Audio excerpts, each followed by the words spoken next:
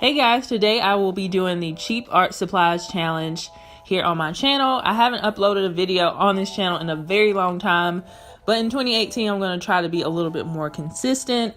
So if you are interested in this video, stick around. Alright, so the paper that I'm going to be using is this cardstock paper that's, I think it's 4.5 by 6.5. I'm going to be using that as my paper, and I'm going to be using this cheap set of watercolors that I got from Dollar General. As you can see, some of the colors are like falling out of place, but I put them back in.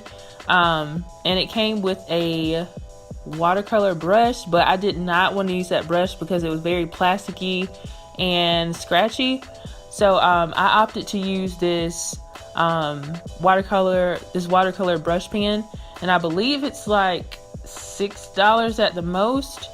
I just feel like it's more convenient to use than the paintbrushes. Now, to me, it's under $10, so I feel like it's not that expensive. Alright, so I'm going to be drawing a girl in a 3/4 view. I typically draw a lot of faces from the front, but I wanted to kind of challenge myself just a little bit. And I'm going to be drawing her with a Prismacolor pencil. And when I'm drawing with my regular art supplies, I always use Prismacolor, usually in red, but this is the one that I saw automatically, which was the blue. These pencils are about $1 and some change on the Blick website, and that's usually where I order mine. So I would highly recommend these to you guys.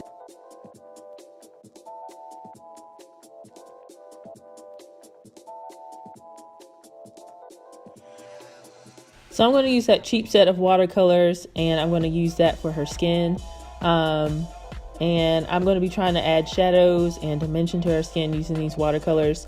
For the most part, I felt like these watercolors weren't that pigmented, but that's to be expected with the price point.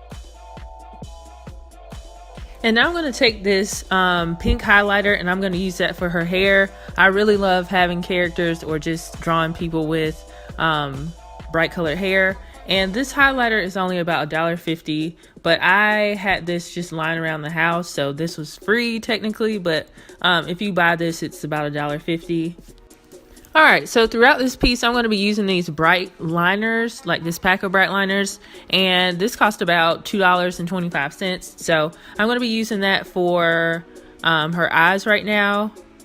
And then I'm going to go in with my Crayola, they're like the fine tip markers and the ultra fine tip markers, and I'm going to be using that to add more depth to her eyes.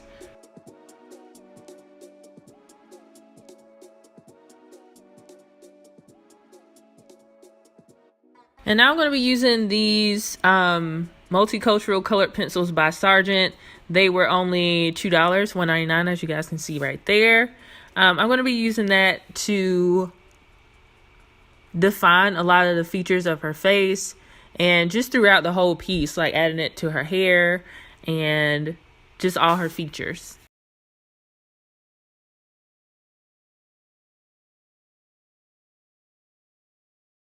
And I'm going to take this dual tip Sharpie here with a fine point and then a ultra fine point, and I'm going to use this to define some of the features even more. I'm going to use it to put her pupils in, and I'm going to use it for her wing liner.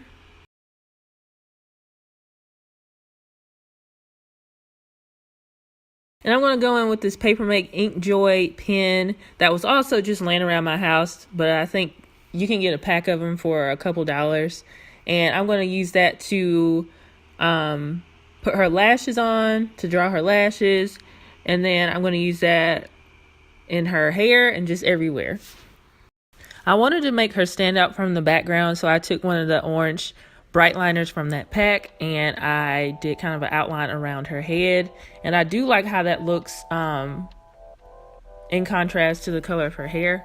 Like right beside it, I just think it looks very nice and it pops really well. Alright, so for the background, I went with something simple. I went with stripes, and I wanted there to be color in the background, so I went with that nice blue color that I used for her eyes, and I think it really popped against that orange. Has really nice contrast, or using complementary colors, so I did that. And that's pretty much it for this piece. The last thing that I did was add white gel pen to the hair, using my Signo Uniball, and I use that with a lot of my regular pieces as well, and they're only about $2 each, maybe a little bit less. So I added highlights to her eyes, to her lips, and to her hair. And overall, this challenge was really cool. I would like to do it again. The only thing that wasn't that great were the watercolors, but everything else worked out pretty fine.